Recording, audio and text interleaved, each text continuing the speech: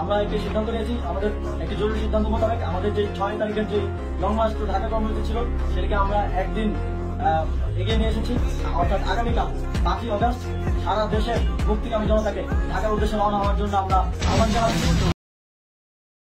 কে এই উপদেষ্টা আসিফ মাহমুদ?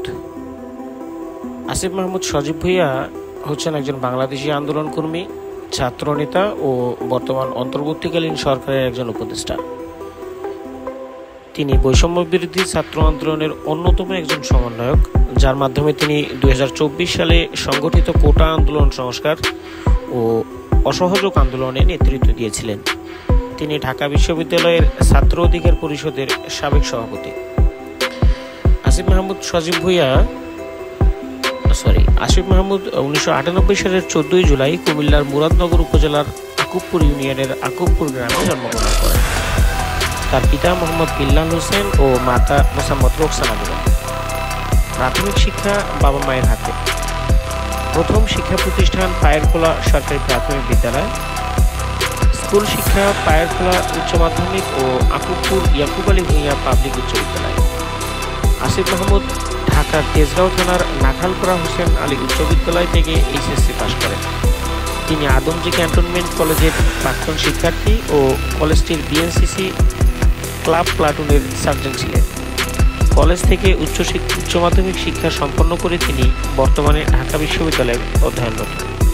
তিনি ঢাকা বিশ্ববিদ্যালয়ের রাষ্ট্রবিজ্ঞান বিভাগের 2017-18 শিক্ষাবর্ষের শিক্ষার্থী। 2024 সালের কোটা আন্দোলনে তিনি সামনে থেকে নেতৃত্ব দেন এবং গুরুত্বপূর্ণ ভূমিকা পালন করেন।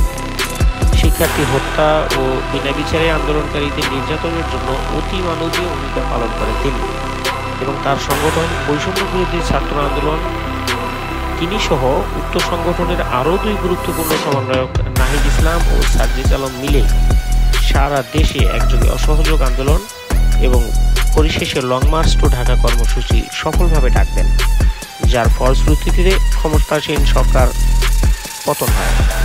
আসিফ মাহমুদ 2018 সালের কোটা সংস্কার আন্দোলনেও সক্রিয় ছিলেন। এরপরে ছাত্র অধিকার পরিষদের সঙ্গে রাজনীতি শুরু করেন। 2023 সালে ঢাকা বিশ্ববিদ্যালয়ের ছাত্র অধিকার পরিষদের প্রথম সম্মেলনে সভাপতি নির্বাচিত হন তিনি। পরবর্তীতে সংগঠনের গঠনতন্ত্র লঙ্ঘনের অভিযোগ এনে আসিফের নেতৃত্বে পুরো ঢাকা বিশ্ববিদ্যালয় কমিটি পদত্যাগ করে।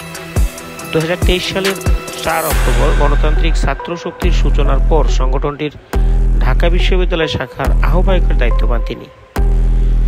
2024 সালের 8 আগস্ট বাংলাদেশের অন্তর্বর্তী সরকারের উপদেষ্টা হিসেবে নিযুক্ত হন এবং 9 আগস্ট যুবা ও ক্রীড়া মন্ত্রণালয়ের উপদেষ্টা হিসেবে দায়িত্ব পান। 2024 সালের 16 আগস্ট তিনি শ্রম ও কর্মসংস্থান মন্ত্রণালয়ের উপদেষ্টা হিসেবে দায়িত্ব পান।